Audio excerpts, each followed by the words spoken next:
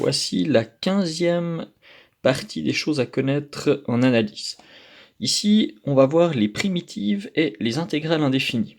Donc si on a une fonction petit f qui est continue sur un intervalle i, la plupart du temps nos fonctions à nous seront continues sur tout l'ensemble des nombres réels, alors on dit que f majuscule est une primitive de f si en dérivant la fonction f majuscule, on retrouve f minuscule. Donc pour tout x appartenant à i. Donc si on prend un exemple,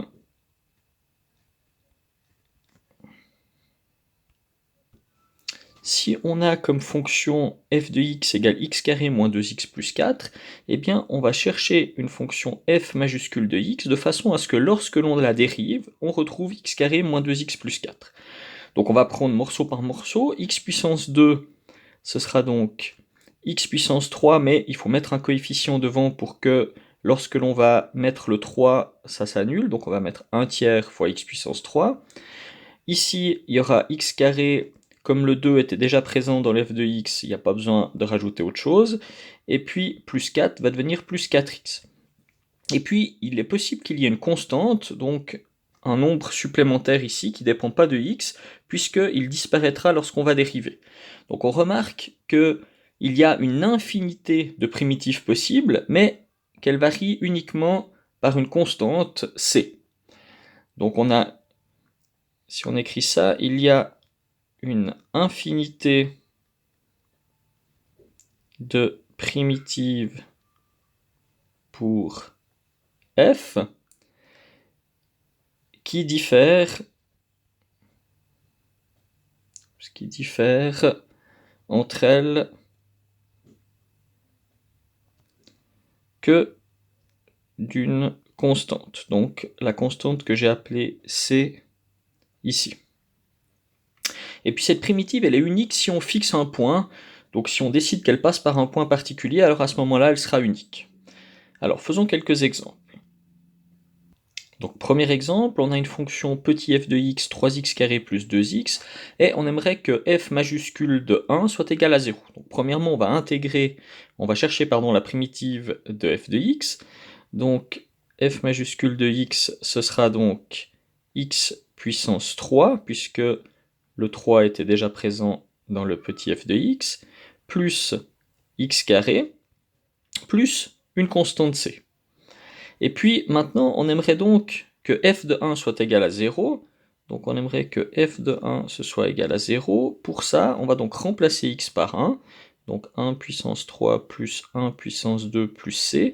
Et ça, on aimerait que ce soit égal à 0. Donc ça, c'est si et seulement si c est égal à moins 2.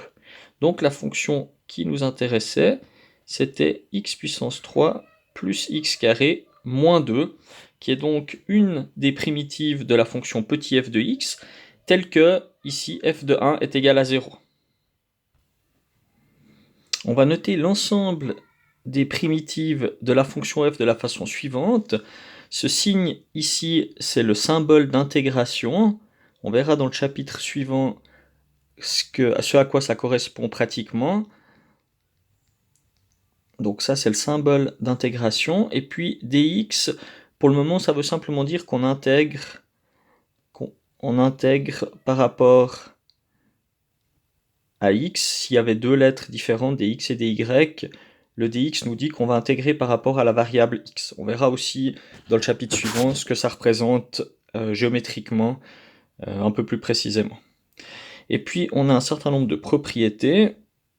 Donc, première propriété, si on a lambda fois f de x, c'est-à-dire un nombre réel qui multiplie la fonction, on peut sortir ce nombre réel avant d'intégrer, avant de chercher la primitive. Donc par exemple, si petit f de x c'est égal à 3x carré, eh bien on peut très bien, donc lorsqu'on va chercher l'intégrale de 3x carré dx, on peut très bien sortir le 3, et puis il restera l'intégrale de x carré dx, et donc on aura 3, et puis quand on cherche pour x carré, ce sera donc 1 tiers de x puissance 3, et puis bon, après on peut simplifier et retrouver x puissance 3, mais dans certains cas ça peut être utile de sortir le nombre 3 de façon à intégrer plus facilement la fonction qu'à l'intérieur.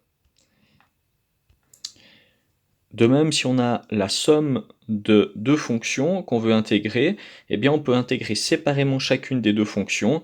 Donc par exemple, si on a petit f de x qui est égal à x carré, petit g de x qui est égal à 3x, eh bien lorsqu'on va chercher une primitive de x carré plus 3x, eh bien on peut très bien chercher une primitive de x carré plus une primitive de 3x, donc c'est-à-dire ici 1 tiers de x puissance 3, plus ici 3 demi de x carré, de façon à ce que lorsque je redérive cette fonction, le 2 va devenir devant, va simplifier avec le sur 2 que j'ai mis ici, et je retrouve bien 3x. On a souvent des fonctions comme ceci intégrées avec x carré plus 3, le tout au carré fois 2x. Pourquoi est-ce que on a souvent des fonctions comme ça? Parce que le 2x qui est ici correspond à la dérivée interne de x carré plus 3. Et donc, lorsque l'on va intégrer cette fonction, le 2x, comme c'est la dérivée interne, il va disparaître, et on va obtenir donc x carré plus 3 qui sera à la puissance 3, avec 1 tiers, le 2x, comme c'est la dérivée interne de x carré plus 3, il va disparaître. Si on réessaye dans l'autre sens, donc si je dérive maintenant la fonction 1 tiers de x carré plus 3 à la puissance 3, donc si je dois dériver cette fonction, c'est une composition de deux fonctions, donc je commence à dériver sans m'occuper du x carré plus 3 qui est entre la parenthèse, donc j'aurai 3 à cause du facteur qui est là, qui vient devant, sur 3 de x carré plus 3, le tout à la puissance 2, puis je dois multiplier par la dérivée interne, donc la dérivée de x carré plus 3 qui est 2x. Et donc maintenant, si je simplifie le 3 sur 3, je vois bien que je retrouve x carré plus 3 au carré fois 2x, et donc c'est pour ça qu'on avait absolument besoin du 2x ici pour pouvoir intégrer cette fonction.